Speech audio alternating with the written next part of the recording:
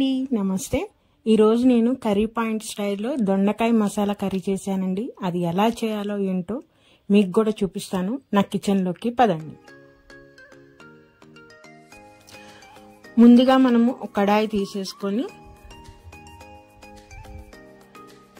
కడాయి heat అవగానే oil వేసేసుకోవాలండి.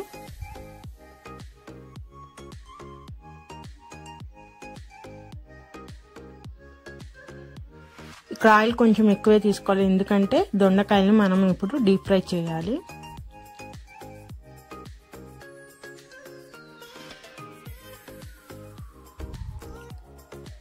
నేను ఒక 1/2 కేజీ దొండకాయలు తీసుకుంటున్నానండి. వాటిని ఇట్లా 4 బతులుగా ఇలా కట్ చేసుకోవాలి. మనం గుత్తి వంకాయకి ఎలా కట్ చేసుకుంటున్నామో అలానే దొండకాయలను కూడా కట్ చేసుకోవాలి. వాటిని ఇప్పుడు ఆయిల్ హీట్ అవగానే ఆయిల్లో వేసుకొని వేయించుకోవాలన్నమాట.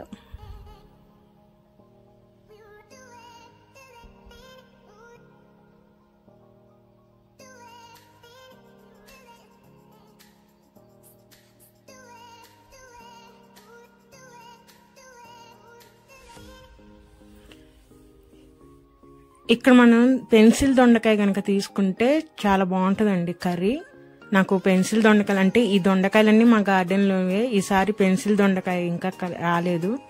ఈ దొండకాయలు వచ్చినాయి, వీటితోనే కర్రీ ప్రిపేర్ చేస్తున్నాను. మీరు కనుక పెన్సిల్ దొండకాయతో కనుక చేసుకుంటే చాలా బాగుంటుంది కర్రీ. ఎందుకంటే పెన్సిల్ దొండకాయలు సన్నగా ఉంటాయి కాబట్టి ఆయిల్లో తొందరగా ఫ్రై అవుతాయండి. మనకి కర్రీ కూడా ఫాస్ట్గా అయిపోతుంది. ప్లస్ అలాగే పెన్సిల్ దొండకాయ టేస్ట్ వేరండి, కాబట్టి అది దొరికితే వాటితో చేసుకోండి, కర్రీ బాగుంటుంది. ఇంకా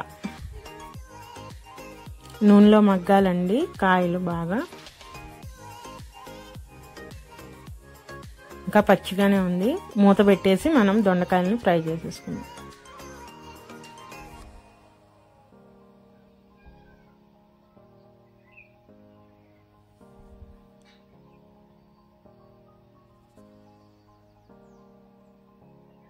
మధ్య మధ్యలో మూత తీస్తూ మనము కలుపుకుంటూ చూడాలండి దొండకాయలు ఫ్రై అయినాయో లేదో. దొండకాయలు ఫ్రై అయిపోయినాయి, నేను ఒక ప్లేట్లోకి తీసేసుకుంటున్నాను మొత్తం.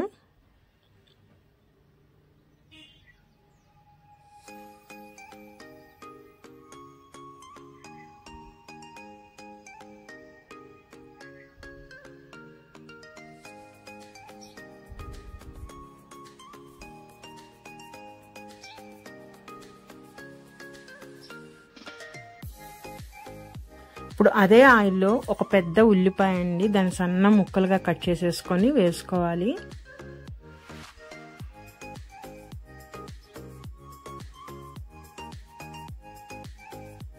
మీడియం సైజు ఉల్లిపాయలు అయితే 2 తీసుకోవాలి, పెద్ద సైజు అయితే ఒకటి సరిపోతుంది.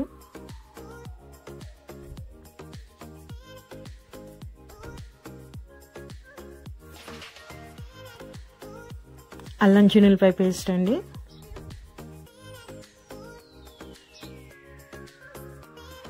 నూనెలో ఆ పచ్చివాసన పోయే వరకు ఫ్రై చేసేసుకోవాలి మొత్తము.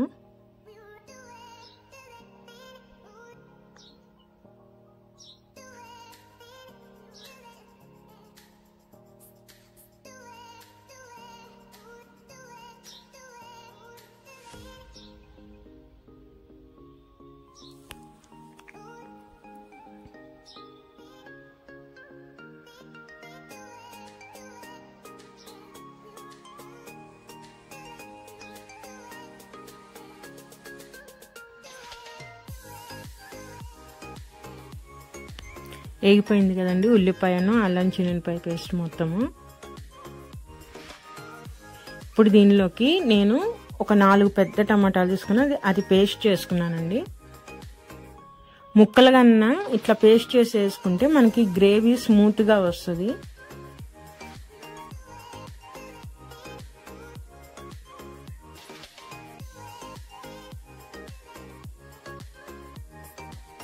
ఆ టమాటాలు అంతా పచ్చివాసన పోయే వరకు నూనెలో మనము బాగా మగ్గించుకోవాలి.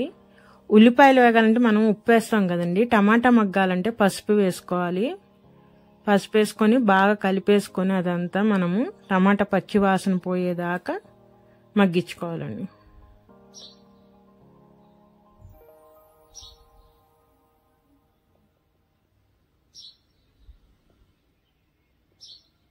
అప్పుడప్పుడు మూత తీస్తూ కలుపుతూ ఉండాలండి, లేదంటే అడుగున మనకి మాడిపోతుంది.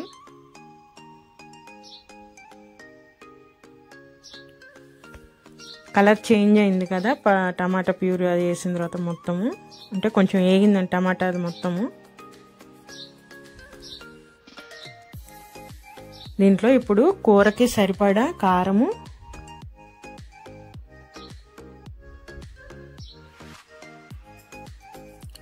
ఉప్పు మొత్తం ఇక్కడే వేసేయాలండి.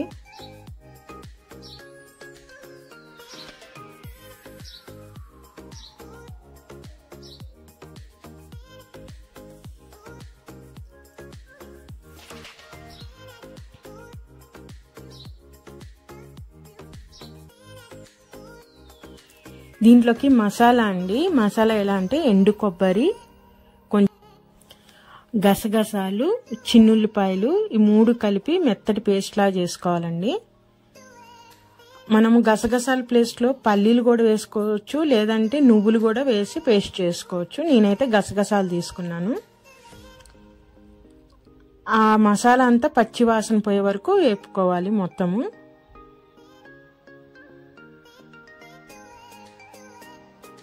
ఇప్పుడు మనం ఇందాక నూనెలో వేయించుకున్న దొండకాయని దాంట్లో వేసేయాలండి. గ్రేవీలో మొత్తం ఆ మసాలా అంతా దొండకాయ పట్టేటట్టు బాగా కలిపేసుకోవాలి.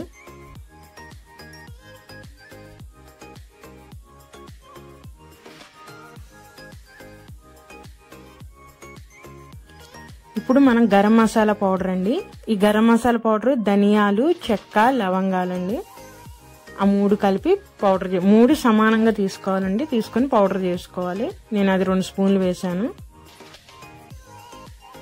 ఇప్పుడు కొంచెం కర్రీ చిక్కగా ఉంది కాబట్టి కొంచెం వాటర్ పోస్తున్నాను. అంటే మనకు గ్రేవీ ఎలా కావాలో అంతవరకు వాటర్ పోసుకొని ఆ మసాలా గరం మసాలా మొత్తం కూరకు అంతా పట్టేటట్టుగా మనము ఒక 10 నిమిషాలు కర్రీని సిమ్లో పెట్టుకొని మొత్తము మగ్గించుకోవాలండి.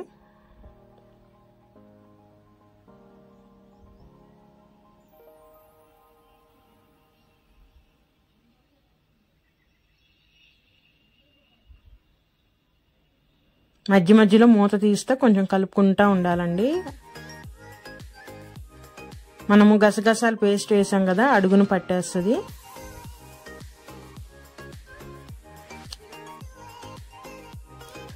మనము కొత్తిమీర వేసేసుకొని ఇంకా కర్రీ దించేసుకోవటం అండి. కర్రీ రెడీ అయిపోయింది. చూస్తానికి లిక్విడ్గా ఉందని చల్లారిపోయేసరికి కర్రీ చాలా దగ్గర పడిపోతుందండి. కాబట్టి మనం కొంచెం లూజ్గా ఉన్నప్పుడు తీసేసుకోవాలి. చూసారా ఎంత బాగుందో కర్రీ. ఇది చపాతీలోకి, రైస్లోకి కూడా బాగుంటుందండి. ఒకసారి మీరు కూడా ట్రై చేయండి.